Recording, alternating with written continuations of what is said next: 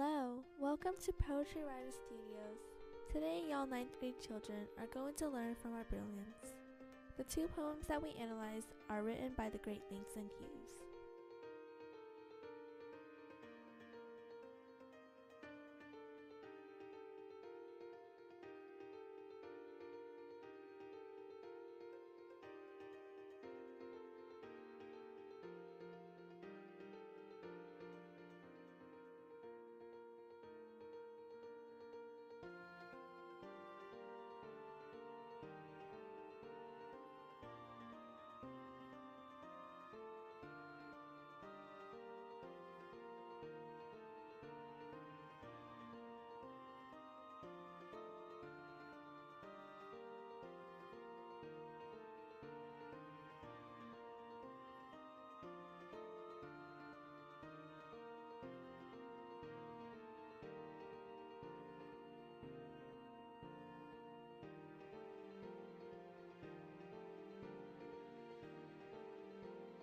Let's learn a little about his background life.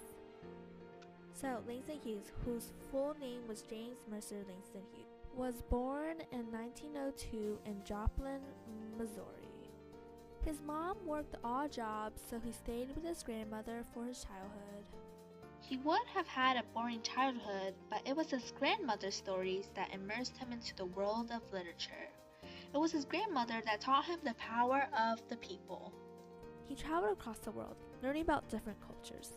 In his journeys, he came to the fact that America was not a really fair place, and he used his poetry as a means of culture protest, because the African Americans, as you can see, did not have the same rights as the whites. Langston moved around doing odd jobs, but he finally landed in Harlem in 1929 and lived there for the remainder of his life. The Harlem Renaissance was a blossoming African-American movement that focused on literature, music, theater, art, and politics. It mainly focused on the Negro pride and on how their talents could overcome the racial stereotypes to end prejudice against them. This was a period that the blacks could rise up against the white supremacy. Langston Hughes was a brilliant author. He was fully committed to his people and was always concerned of the status of his race. His poems usually stress the importance of hardships, how to be wary of good things, and to always seek happiness no matter the consequence. He was considered the leader of the Harlem Renaissance because he wrote many poems about the strains and hardships that his race faced in this blooming time of great literature. This is a radical view of his own race because most poets that day didn't write too sensitive about their own race. Langston shows that through the power of his own writing, he can show the truth to the world, how whites were abusing them, and yada yada yada. We get the point. The blacks weren't receiving the high-class treatment. Langston Hughes' Mother to Son and Dream Variation reflect a sense of conflict between the races. Alright, I know. Let's move on to what was actually happening then. However, he was not alone. Similar-minded people also helped Langston along the way. You might know these famous Harlem people, such as Duke Ellington, Zora Neale Hurston, and W.E. Du Bois and Louis Armstrong. These people also helped influence Langston Hughes' writing. Okay, now we know more about his childhood and his writing style. Let's jump to the poems, shall we? Mother to Son. What is theme? Theme is the message the author is trying to convey about the human condition. Our theme, although mankind may find life difficult at times, it is imperative to never give up. So, in Mother to Son, an African-American mother is talking to her son and showing him how life is a constant struggle, but he must rise above it. No, son, I'll tell you. Life for me ain't been no crystal stair. It's had tacks in it, and splinters, and boards torn up, and places with no carpet on the floor, but all the time I's been climbing on, and reaching lanterns, and turning corners, and sometimes going in the dark, where there ain't been no light. So, boy, don't you turn back, don't you set down on the steps, 'cause you find it's kinder hard. Don't you fall now, For I still going humming, I still climbing, and life for me ain't been no crystal stair. In order to convey the mother's message, Langston Hughes uses an extended metaphor of the crystal stair to show the mother's life. The mother says, "Life for me ain't been no crystal stair." Crystals are usually associated with perfection, and The mother is comparing how her life is not a crystal stair. Mother to son. Close-up examination. Extended metaphor. Because of the difficulties she faced in her life, is she trying to fix these flaws. And because of the clinks and chips in this crystal stair, it shows that she has an almost perfect crystal stair. However, she is always striving to eradicate its flaws. In this metaphor, there are symbols embedded within it. The mother shows that her life is the opposite of a crystal stair because it has tacks, splinters, and a torn up floor. These are obstructions or flaws in the stair, and the mother must learn to face these. However, she tells her son that despite these conditions and circumstances, he must learn to move on. Part of the poem also uses imagery. The use of the terms splinters, tacks, and torn up all show as a purpose to show that life can have many obstacles and that the path can become rough. This imagery helps provide a clear view of what the mother's was like and of all the obstacles that she faced in her life. Again, the African Americans didn't have an easy life because of the Great Depression, the advent of the KKK, and the birth of the Jim Crow laws. All made it hard for the African Americans to envision a life of perfection like a crystal stair. Imagery of this part is based on the diction that Langston Hughes uses through his word choice. The diction is very colloquial or conversation-like. The mother is talking to the son and is teaching him a lesson, and therefore the diction is in this format. Langston Hughes shows this when he says, "Well, son, tell, and I's been a climbin'." This relates to the theme because it is showing the real-life struggle that the African American mother is facing, and she is telling her son to continue to not to give up. The diction of this poem establishes the tone and the mood.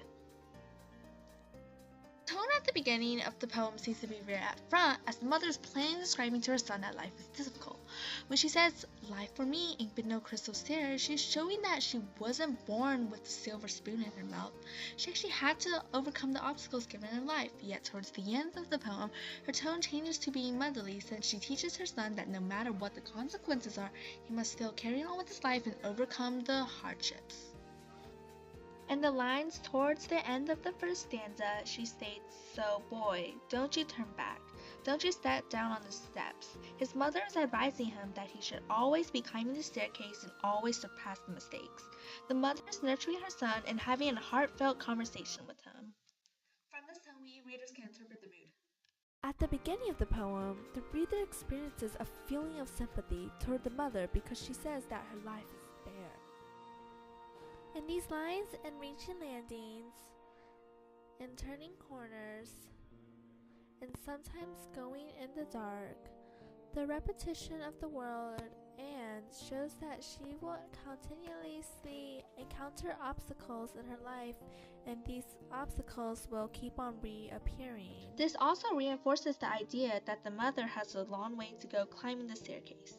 But then, after a few lines, the tone changes to inspirational, because the readers feel motivated by her words, "Don't you fall now." We readers feel energized to take action.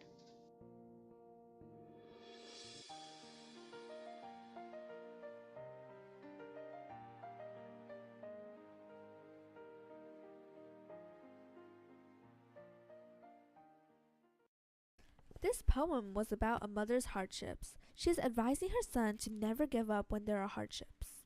The poet uses the extended metaphor of the crystal staircase, the symbols and the imagery of the tacks, splinters and torn up form, the colloquial diction, the tones of bluntness and motherliness, and the mood of sympathy and inspiration to show the theme. Now, on to dream variations. Langston Hughes shows the same theme in the shiny new poem, but in a different style. Dream Variations is obviously a poem about Langston Hughes' dreams. The first stanza is about Langston Hughes' dream and how he longs for the past, while the second stanza is about his other dream that is uncompleted and shows the reality. In the first stanza, there are 9 lines, while in the second stanza, there are 8 lines. This also shows variation, and this may have been done intentionally by Langston Hughes. Let's talk about connotation and denotation. What is connotation and denotation? Connotation is an idea or feeling that a word invokes in addition to its literal or primary meaning. Denotation is the literal or primary meaning of a word. Langston Hughes leaves the following words to be interpreted by the readers in various ways, based on the connotation and denotation. Connotation and denotation and dream variations. Whirl. This word means to move or cause to move rapidly around and around. This word has a positive connotation. This word shows the African Americans' willingness and determination to fix this inequality problem. The use of the word whirl shows that the African Americans are rapid to end segregation because they are constantly facing hardships. Connotation and denotation and dream variations. Pale. It means feeble or weak. This word has a negative connotation. The evening represents the African American race. In the eyes of the whites, the blacks are seen as inferior. This word has a negative connotation because the word pale shows that the African Americans are feeble and weak after having gone through all the hardships they face when working for the white man. Connotation and denotation and dream variations. Tenderly. This word means soft or delicate in substance, not hard or tough. This word has a positive connotation. Night is where the blacks can rest and blend in with the darkness, so they're left inconspicuous from the white man. The white man's treatment is more abusive, so the African Americans use the night as their safe haven. This relates to the theme because of the hardships the blacks face in the daytime. They feel the night as being soft and delicate, freed from hardships. Connotation and denotation and dream variations. Fling. Throw or hurl forcefully.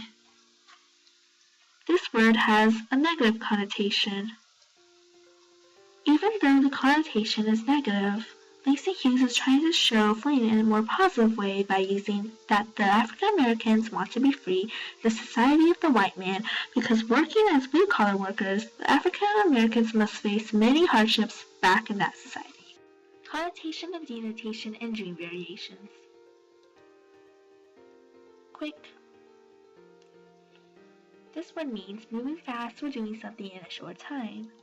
This word has a positive connotation. Because the blacks are constantly working for the white supremacy as blue collars, the day goes by very quickly.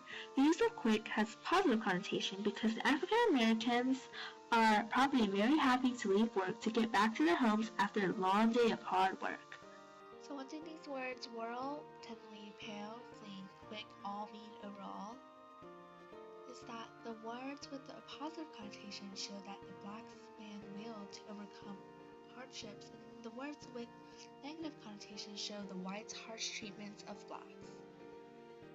The building up of literary elements. The connotation and denotation of these words help us build the tone and mood of this poem. The tone is described as joyful because it is Langston Hughes' dream to become free and dance and whirl in the sun. The use of the exclamation point in the line, "That is my dream," and the terms, "dance and whirl," show Langston Hughes' dream that one day the blacks will be reunited and prejudice will be eradicated and their hardships will be eliminated. The mood is happy and lively when we read this poem. The lines, to fling my arms wide, in the face of the sun.